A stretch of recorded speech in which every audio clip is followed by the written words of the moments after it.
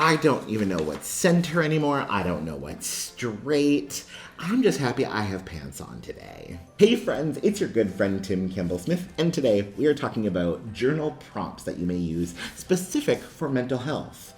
When it comes to suggestions for like things to do that benefit your mental health, help your mental health, improve your mental health, journaling comes up.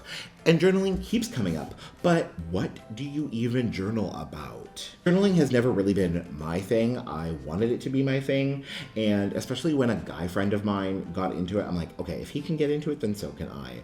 But I didn't know what to journal about. So this is based off experience, but also some research into what you may journal about when it comes to your mental health. Before we go too far, make sure you like and subscribe for all things mental health, higher education, business, photography, life. So when it comes to journaling for mental health, I think there's three general prompts or types of prompts to help with your journaling. They will be retroactive, reflective, and future looking. Now, please note, I'm going to reference it throughout this video, but all of these journals and journal prompts, something I've learned implemented really well, is that they should incorporate facts, observable facts, because it's so easy to catastrophize, to storytell, to exaggerate, where especially the more we tell stories about things, our memory tends to change it a little bit. So focus on the observable facts when you're looking to the past, the present, or the future, and when you're journaling about your mental health. So let's start with retroactive journaling. So this is where you journal about things that have happened in the past. You focus on the past. So you might journal about what happened, how did it affect you, and what have you learned from that? So I'll admit, today, at the day of recording, it's been kind of a rough day, but I'm still in a really good mood. But I've also recently had some days where everything went wrong and I was in a really bad mood. So I know tonight I'm going to journal and say a lot of things went wrong. I forgot my laptop at home before coming to teach, and I recorded 3 full videos before I realized that they couldn't be used, and lots of other things. But why am I in a good mood? What's helping me be in a good mood when so many things are going wrong? This is how I may retroactively journal. With it, and this is why I want to come back to the facts. Go back to the facts. What are the facts that bothered you? What are the facts that inspired you? Or just that you notice?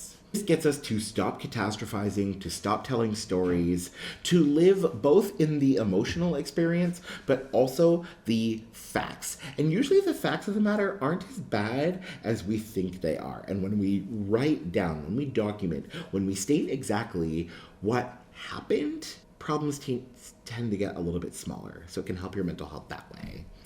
Addressing the facts of the matter, one, works really well for the past, but is also really helpful because then we can identify specifics of what happened and what caused things. So in my example of today, I'm in a really good mood because I recently got really good news. So then it makes me wonder, okay, how do I give myself good news? Because I can't rely on getting good news all the time from other people. How do I give myself good news? How do I give myself good things to look forward to? Because I know receiving good news has helped negate bad things that have happened. So that's retroactive journaling. Next, we get to purely reflective journaling. These are just reflections. I like to start these off with high-level questions like, how am I feeling? How am I feeling about specific things like work, family, friends? Think about where you're spending more time. How do you feel about that? How do you feel about the amount of time that you're spending on those things? With that, you may then ask, what's causing those feelings? And what do I need to either to know these feelings, to minimize these feelings, or to increase them? Recently in my life, I adopted 2 new baby puppies. I love them to pieces, but they're brats, and they take a lot of energy. And I notice I'm feeling, part of me is feeling great about my new puppies. A part of me is also very tired because I spend a lot of time with them and they're taking a lot more energy than I thought. So then I realize, okay, I have to conserve my energy. I have to change my relationship maybe to sleep and to rest. I have to rest more through the day so I can keep up with parenting my new puppies. The final journal prompt or type of journal prompt you may use for mental health is future-looking journal prompts. With future-looking prompts, we think about what do we want the future to look like? What will it take to get there? And we journal about that. My favorite future-looking journal prompt is what do I want of my life and what will it take to get there? The other journal prompt that I use frequently is, what does peace and joy look like? What does it take to get there? And is there anything stopping me from achieving that?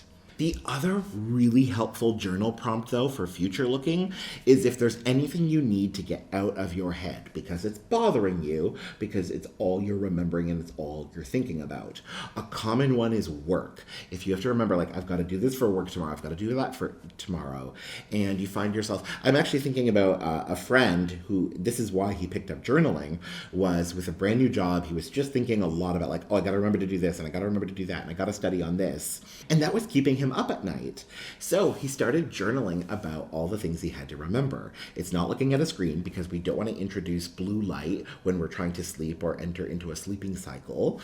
And it gets it out of his head into a place where he can remember, which helps put him at peace and ease. That's a future looking journal prompt.